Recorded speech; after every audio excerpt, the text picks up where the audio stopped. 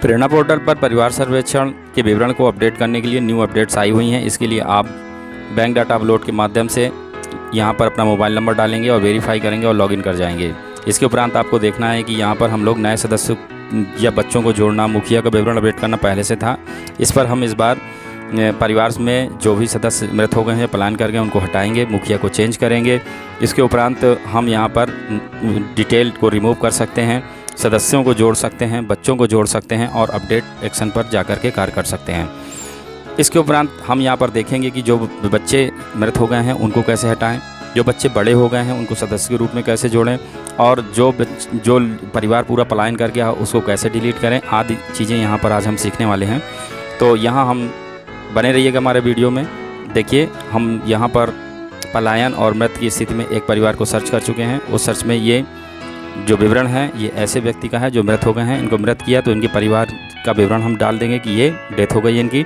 इसके बाद ऐसे केस में जहाँ पर मृत हो जाती है तो किसी दूसरे सदस्य को हमें मुखिया बनाना पड़ता है। तो यहाँ पर जो भी दिख रहा है उसको मुखिया बना देंगे हम, और मुखिया बनाने के बाद आगे बढ़ेंगे। जो सदस्य का वरिष्ठ सदस्य होगा उसी को मुखिया बनाया जाएगा, उसी को ये चयन करेगा। तो इसके उपरांत हमने यहाँ पर इन्हें मुखिया बना दिया है और मुखिया बनाने के बाद हमें यहाँ पर अपना इसका विवरण पूरा अपडेट करना पड़ेगा परिवार का, कि मुखिया की आयु कितनी है। मुखिया की आयु न्यूनतम 18 वर्ष होनी चाहिए। फिर उनकी जो भी मोबाइल नंबर है या उनकी जो वार्षिक आय है, जो भी इसमें कॉलम दिए हुए हैं आप उनको अपडेट कर दीजिएगा। ऊपर से सबसे पहले ग्राम पंचायत का नाम और जो ग्राम एरिया है उसका डिटेल डाल देंगे और इसके बाद उनकी विवाहित की स्थिति, मोबाइल नंबर, वार्षिक आय इत्यादि चीज़ें जो इसमें कॉलम बन करके आ रहे हैं वो आपको यहाँ पर फिल करनी पड़ेगी।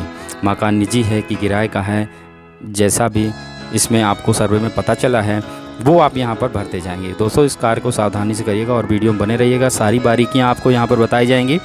आप कोई भी दिक्कत आती है तो आप कमेंट करिएगा, आपका तुरंत उत्तर दिया जाएगा। इसके उपरांत हम देखते हैं कि हम इस परिवार को सेव कर रहे हैं। लाइव आपके सामने चल रहा है, देख लीजिए। और जो कोई कमेंट आपको करना हो, जो भी आपको दिक्कत आ रही हो तो यहाँ पर कमेंट ज़रूर कीजिएगा, हम उसको समाधान करेंगे। और ये एड्रेस हमने वेरीफाई कर दिया है। वेरीफाई करने के बाद उसका मोबाइल नंबर जो है वो डाल देंगे। मोबाइल नंबर डालने के उपरांत हमारे सामने सर्वेकर्ता का डिटेल आ जाएगा। हमें सर्वेकर्ता का डिटेल यहाँ अपडेट करना है, जिन्होंने सर्वे किया है, किस डेट पे किया है, किस पद पर थे, वो उनका नाम इत्यादि, और मोबाइल नंबर तो उसमें भी रखा रहेगा। ये जिस बात से लॉगिन किया गया है वो मोबाइल नंबर है। यदि सर्वेकर्ता को दूसरा है तो आप वो मोबाइल नंबर बदल सकते हैं। और इस प्रकार से हम एक विवरण आपके सामने प्रस्तुत कर रहे हैं जिसमें एक सदस्य की मृत हो गई है। आगे हम सदस्य जो पलायन कर गए हैं उनका भी विवरण लेंगे। बच्चे यदि मृत हो गए हैं या पलायन कर गए हैं तो उनका भी विवरण आगे हम लेंगे, इसलिए वीडियो में हमारे साथ बने रहिएगा। और विवरण में जब यदि आप शिक्षक हैं तो आप अपने विद्यालय का नाम या बेसिक एजुकेशन डिपार्टमेंट या इंटर कॉलेज जो भी है आपका वो आप डाल सकते हैं। और यहाँ पर मोबाइल सर्वे की तिथि स्पष्ट रूप से डाली जाए। जो भी आप सर्वे किए हैं, जिस प्रकार से किया है उसको करके बाद अपडेट कर दीजिए। अपडेट करने के बाद रिकॉर्ड अपडेट सक्सेसफुली का आपके सामने डिटेल आ गया है। इस प्रकार से ये परिवार एक सदस्य इनका मृत होने के कारण हट गया है। अब हम एक परिवार को विवरण लेंगे, उस परिवार को हम यहाँ पर रिमूव करना चाहते हैं। अब चूँकि इस परिवार में एक ऐसा केस हमने लिया जिसमें सदस्य नहीं हैं, सिर्फ बच्चे हैं, तो ये इसको हम डायरेक्टली रिमूव नहीं कर पाएंगे। देखिए, इस परिवार में कोई सदस्य नहीं है, इसको हटाने से पूर्व हमें कुछ ना कुछ सदस्य जोड़ने पड़ेंगे। ऐसा कुछ विवरण यहाँ पर लिख करके प्रेरणा पोर्टल पर आता है परिवार सर्वेक्षण प्रपत्र में।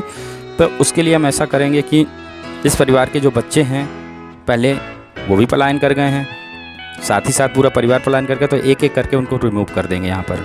तो यहाँ पर पलायन की स्थिति में हैं, इनका हम विवरण ज़रूर लिखना पड़ेगा। माइग्रेशन लिख दीजिए या पलायन लिख दीजिए, कुछ विवरण आपको देना पड़ेगा। सपरिवार पलायन लिख सकते हैं और इस प्रकार से आप इसको सेव कर देंगे।